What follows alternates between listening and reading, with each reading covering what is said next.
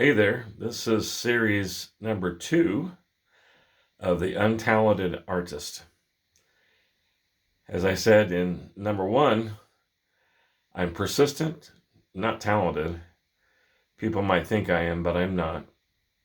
And the more you get into art, and the more you do oil paintings, and the more you hang around those that are really, really good, the more you realize I don't have it. But that doesn't stop me. I keep trying, I keep learning, keep messing up. That's the key. Mess up often. And that's, I guess, one reason why I like oils so much is you can mess up and they're forgiving.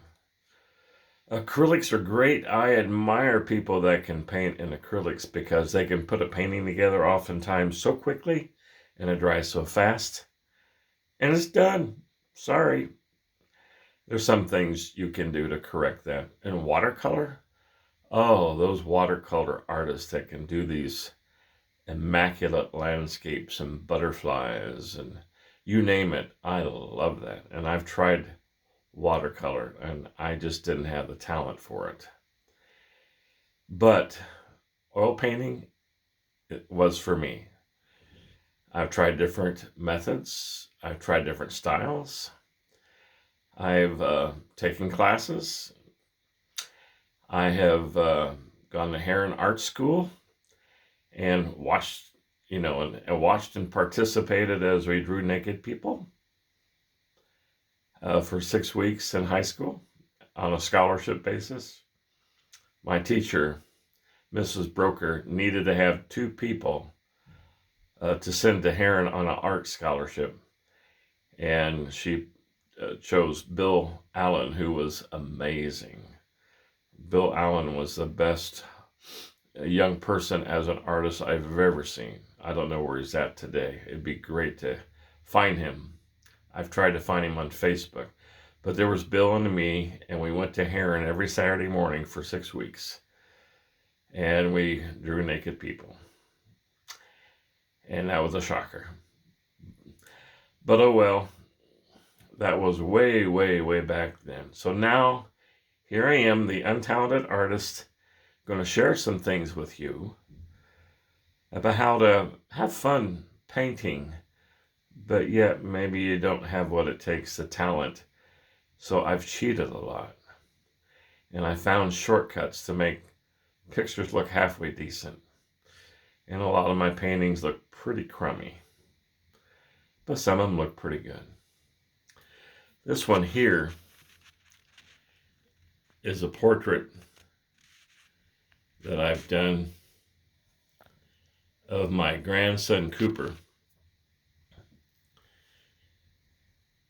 I forget how old he is. He's about 9, I think, maybe 8 when this picture was taken. So I've been working on this portrait for quite a while. And I think I'm about done with it. I got some touch up to do yet. The nose is a little bit crooked for some reason, and I'm not sure why. So it's things like that that are challenging for me because I don't have the talent. But I ask, I look around, I find out people that know how to do things, and I try it. And if that doesn't turn out well, I still had fun. And you can always paint over it, or worst case, just throw it away. But this picture back here is one I really wanted to focus on today. This is a clipper ship picture that I painted in 1971. Now, the thing about this, I painted it on a canvas panel. And I want to show you what a canvas panel is. So this is a canvas panel. And it's been sitting here for a couple of years, up against, well, straight against the wall. It was warped when I got it. It had markings on it when it came out of the plastic. I think I ordered it online. Oh, let's see. This is 20 by 24 Fredericks. They've been serving artists since 1868.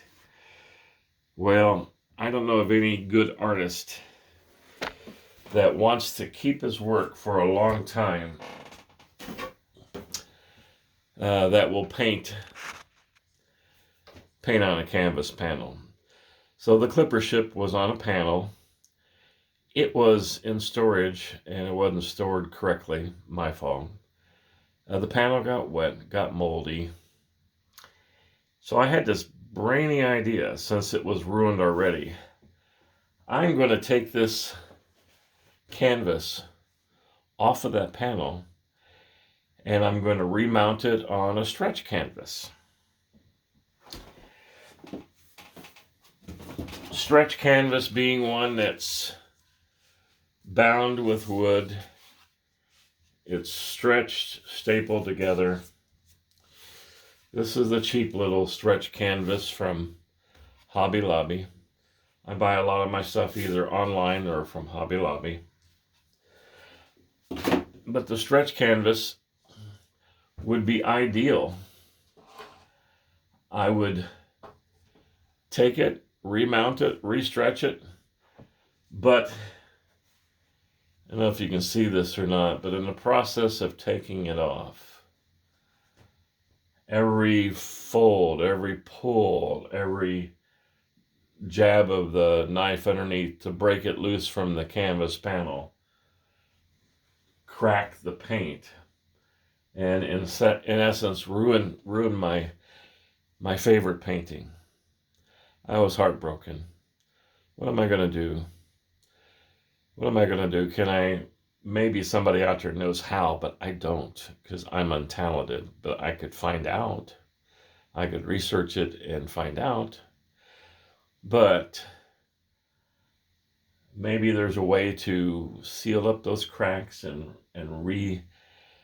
put some Daymar varnish on it and cause it to all loosen up again and clean it up. But so I thought what we would do is we would take this canvas, and I thought what we would do is we would get a new 18 by 24 canvas. This here is a Master's Touch from Hobby Lobby. They've seemed like nice canvases, but what do I know? My paintings need to last till I'm dead, or I guess they might get passed on to my kids and grandkids.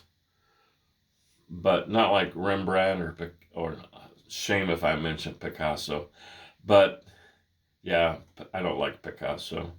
I like people that can paint and make things look exactly as they are in real life. Not the abstract stuff. Impressionism, I somewhat like. It's fascinating. Those guys are brilliant. The ones that can make something look real from just a few feet away. But up close, you look at it and you say, huh? Their use of colors, their knowledge of how to fool the brain to make something look real from a distance is very impressive. But Rembrandt is my favorite.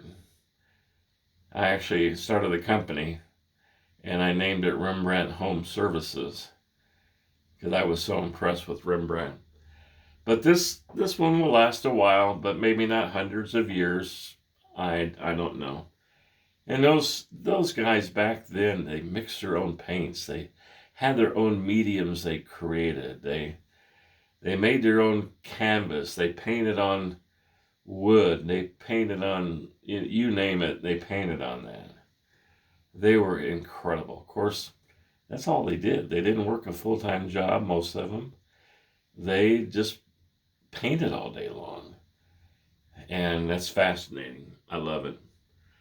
So this one here, we're gonna go about and we're gonna seek to somewhat duplicate the clipper ship painting on the new canvas. And we'll start that in the process that we're going to go through in our next video. So stay tuned, and hopefully you'll come back to the Untalented Artist for the next one.